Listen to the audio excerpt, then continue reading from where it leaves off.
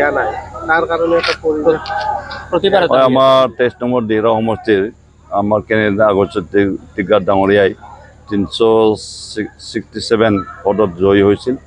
জয়ী হোৱাৰ পাছত যেতিয়া আমি আৰৰ ওচৰত গ'লোঁ চাৰ্টিফিকেটৰ কাৰণে, তেওঁ চাৰ্টিফিকেটটো অকণমান ডিলে কৰিলে। অকণমান ডিলে মানে তেওঁ আমাৰ কিছুমান টেকনিকেল কাম আছে বুলি এগেইন তেওঁ আকৌ আমাৰ যোনটো তেওঁলোকৰ অথৰিটি অফিচাৰলোকে যিবিলাক ৰেজেক্ট কৰিছিল সেই ৰেজেক্ট পেপাৰ আকৌ চেক কৰিব লাগিব তেনেকুৱা ধৰণৰ কথা কোৱাত আমি তেওঁক বাৰে বাৰে অনুৰোধ কৰিলোঁ এজ পাৰ এক্ট সেইটো সম্ভৱেই নহয়।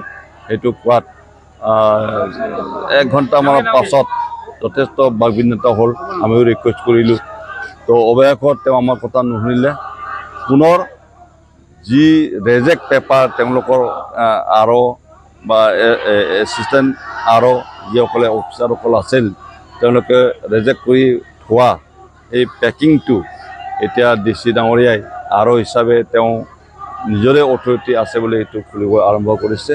তেওঁ আমি দল হিচাপে পাৰ্টি হিচাপে আমি যথেষ্ট আপত্তি দৰ্শাইছিলোঁ, বিভিন্ন আইনৰ কথাও আমি তৰ্কাতৰ্কি কৰিছিলোঁ, কিন্তু অৱশেষত তেওঁ এতিয়া খুলি সেইখিনি চাইছে।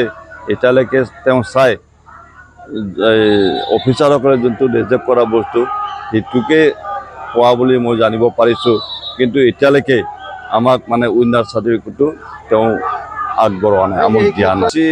বাস্কাৰ DC তেওঁ অতিকে সহজ সৰল, আমি ডাঠিকে ক'ব পাৰোঁ এইটো ওপৰ মহলৰ ফালৰ পৰা যথেষ্ট হেঁচা প্ৰয়োগ কৰিছে। ইভিন BJPৰ কোনোবা MLA চাম তালুকদাৰ অহা বুলিও মই শুনিছোঁ, মই এতিয়া চকুৰে দেখা নাই, তেওঁ নিশ্চয় ক'ৰবাত আছে এতিয়াও মই অনুমান কৰিব পাৰিছোঁ।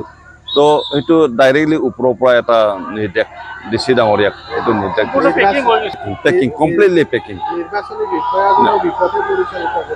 হয় এইটো কমপ্লিটলি নিৰ্বাচনী বিষয়াক বিপৰীতে পৰিচালনা কৰিছে, যাৰ ফলত আমাৰ হাজাৰ হাজাৰ BPF প্ৰেমী ৰাইজে এতিয়াও গেটৰ সন্মুখত ধৰ্ণা ষ্টাইলত তেওঁলোকে হাংগামা কৰি থকাটো নিশ্চয় আপোনালোকে দেখিবলৈ পাইছে। কিমান ঘণ্টা ধৰি প্ৰতিবাদ কৰি আছে আপোনালোকে?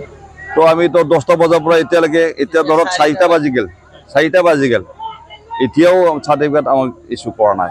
কি প্ৰতিশ্ৰুতি দিছে তেওঁ যিখিনি পেকেজত বাইণ্ডিং কৰি থোৱা ৰেজেক্ট, সেই ৰেজেক্টটো পুনৰ মানে তেওঁ চোৱা চিতা কৰি আছে, পুনৰীক্ষণ কৰি আছে, এতিয়া ষ্টিল শেষ হোৱা নাই। তো আমি অতিকে দুখিত। ডেম'ক্ৰেচি কাণ্ট্ৰিত তেনেকুৱা ধৰণৰ হেৰাছমেণ্ট, আননেচেচাৰী হেৰাছমেণ্ট আৰু যোনটো সঁচাটো হৈয়ে গৈছিল সেইটো আননেচেচাৰীটো বাইণ্ডিং কৰি তেওঁলোকে থৈছে। এতিয়াও চাৰ্টিফিকেট আমাক দিয়া নাই, আমি তাৰ বাবে গভীৰভাৱে আমি নিন্দা জনাইছোঁ।